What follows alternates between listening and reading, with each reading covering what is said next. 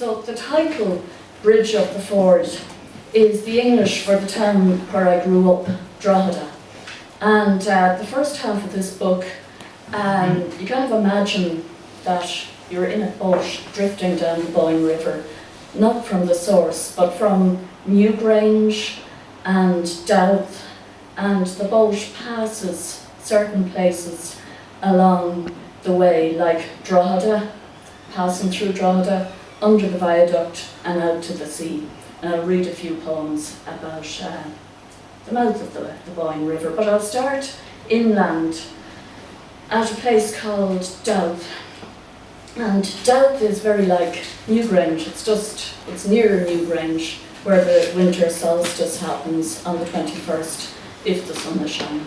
It shines in at sunrise to Newgrange, to the tumulus. But what people don't know is, if the sun is shining, it sets into Douth, which is another tumulus nearby. And this is about, Douth is only open for 1.5 hours a year, just on the day of the solstice. So I was out there in 2010, and that was when that 3 weeks of snow happened. So the Newgrange, the interpretive centre, for health and safety reasons, wouldn't let anyone in. But there was a blizzard when I was out there, and then I went out there the following day, and all the snow that was swirling around the sky was now on the ground. And this is what I saw. Sorry, I have to put on the glasses when I read.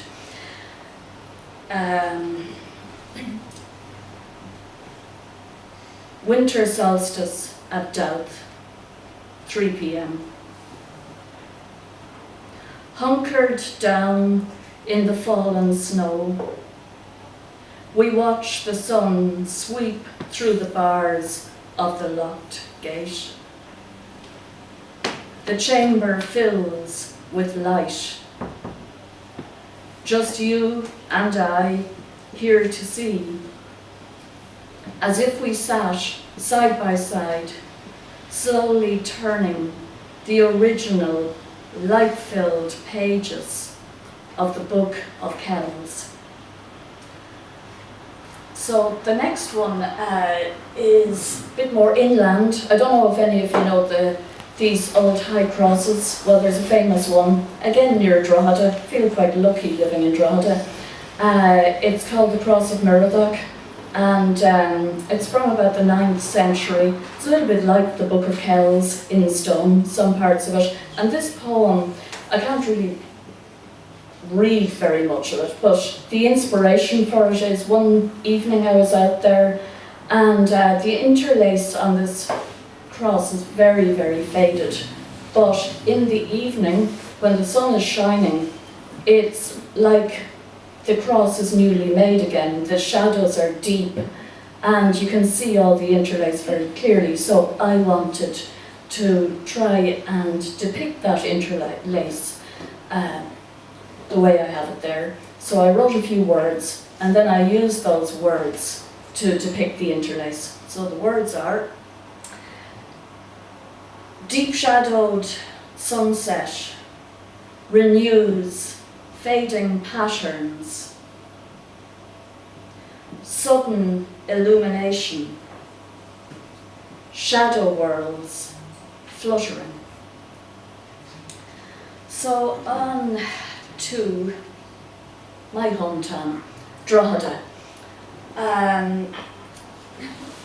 So Bridge of the Ford 1. Drogheda was a medieval town. It's been pulled apart a bit at this stage. It was a walled town. Most of the walls are gone. It had a lot of different names before it became Drogheda. And this is a map of the town, cross-shaped, lots of laneways. And it's a map made up of the old names for the town. So I'll read them. Tread, Treda, Droghad, Droghad, Drodag, Drogad, Drogdog, Drocadaha, Drihidaha, Drogheda. And the Bridge of the Ford 2 is, again, I can't really read it, it's just made up of a couple of words, but it is trying to reimagine the only bridge that went across the Boyne at Drogheda in old times, a wooden bridge and then many other bridges. So it's a bridge which is over the river Boyne. So that's that one. So anyway, I go through under the viaduct and out to the mouth of the river Boyne, where I walk a lot. So it's called Looking Four Ways, and basically, I suppose it's looking north, south, east, west. So the first poem, I'm out at Mornington. If you're Dubliners, you might have heard of Bettystown, and Mornington is down the beach from Bettystown. And yeah, you might wonder, like I suppose visual poetry is a bit of a challenge because you don't know how to read, you don't know where to start. But in this case, you see everything at once, and you can read the words in whatever order you like. It doesn't make any difference, but I'll read them for you. And then with each of these four poems, the north, south, east and west, I have a little gloss which kind of, it doesn't explain, kind of amplifies those bare words a bit. So the first one, the Crook Road, Mornington. These are the words. Mussel, shells. Woman, river. Wall, beacon. Star. And the woman is looking across the Boyne at the seawall at Baltray. The Crook Road, Mornington. Standing on mussel shells, looking across the river at night. The stars above Baltray. So then, the next one, the woman is on the opposite side of the river. So she was in Mornington looking across at Baltray. Now she's at Baltray looking across where she was standing at Mornington. And again, seeing everything at once. These are the words. Beacon, wall, river, woman, caravans, boats, the Maiden Tower, the Crook Road, cloud, sunset, peacock screech, and this is the poem that goes with it. The seawall, Baltray. Standing on the seawall at Baltray, looking at Mornington, the Maiden Tower and the caravans, fishing boats upside down on mussel shells. So the woman is still at Baltray, and it's now a low tide, and she's walking along the seawall out towards the beacon.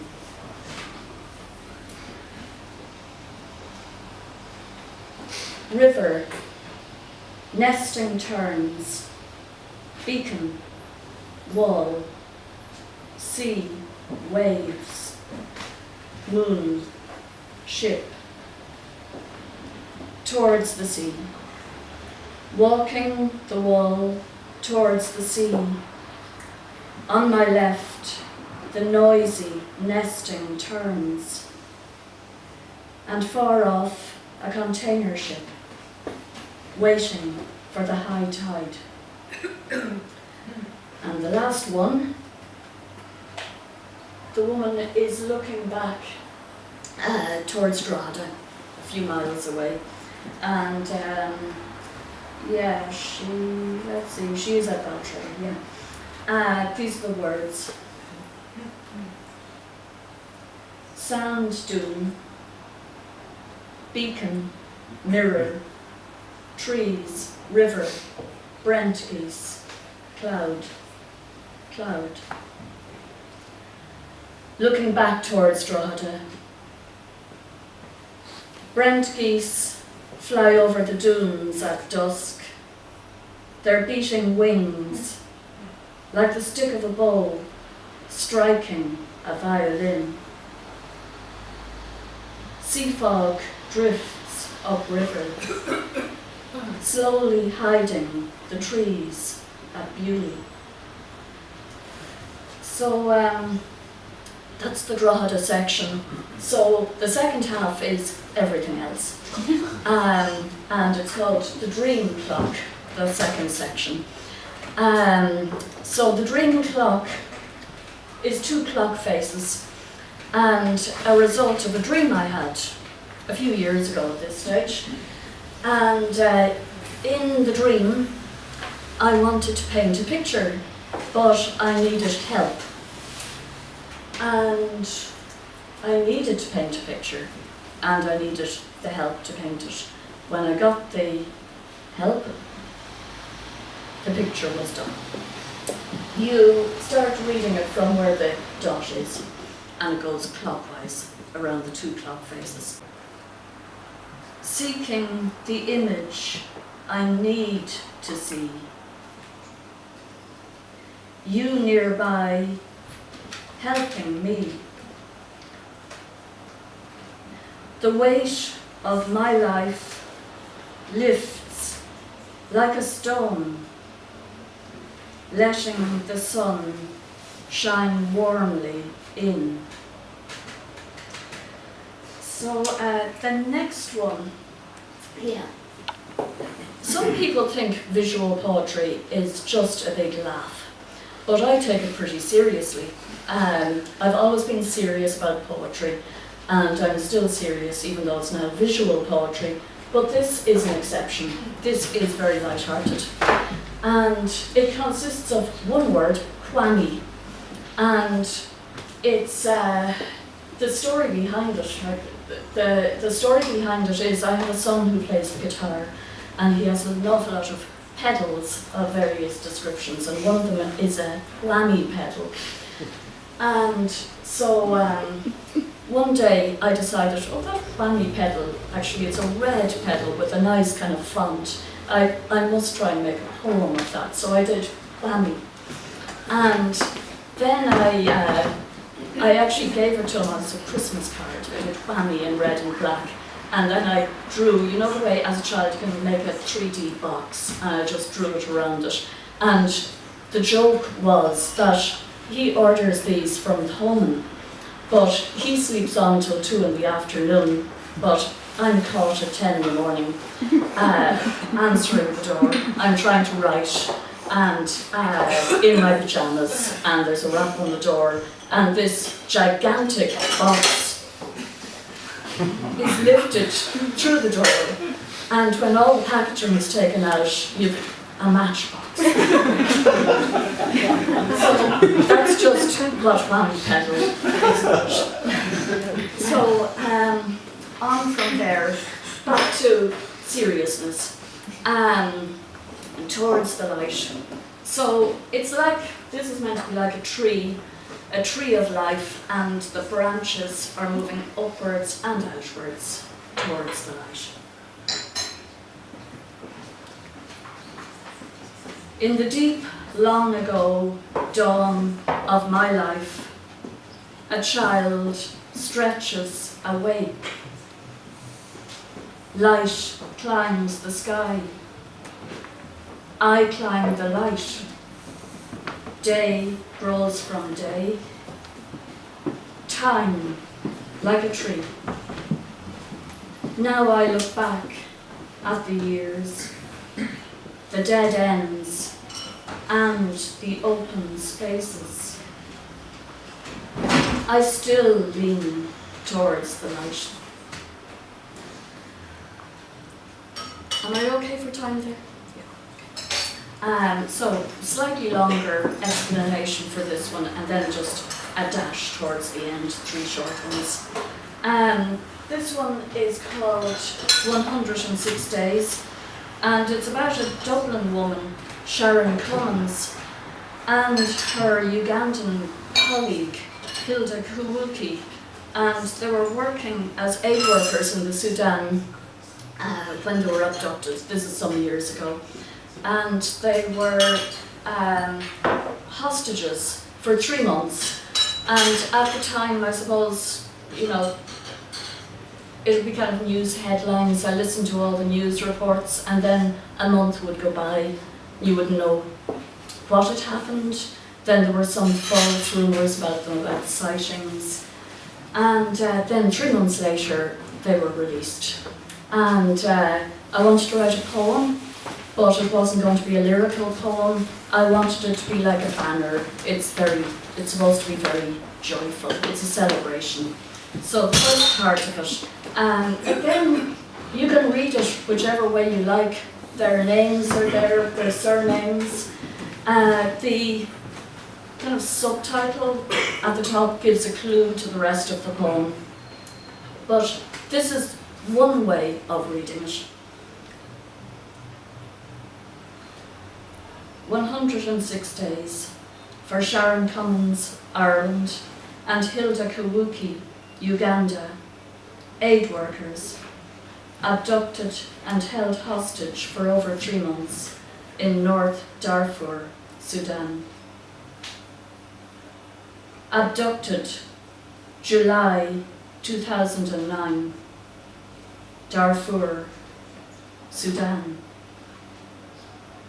Sharon Cummins, Ireland. Hilda Kawuki, Uganda. Aid workers, hostages. Released, October 2009.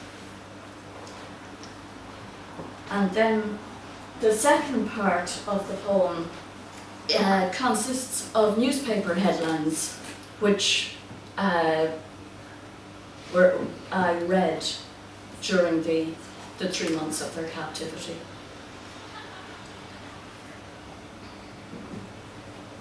Efforts continue to free Goal Aid staff.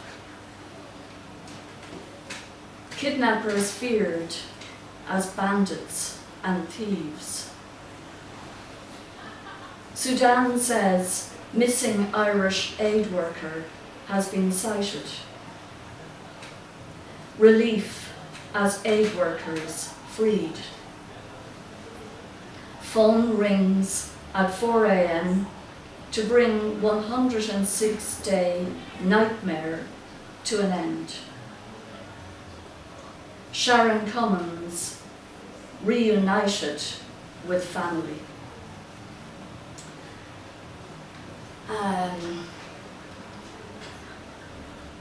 So this one and the next one, during the general election of, was it 2011? I can hardly remember.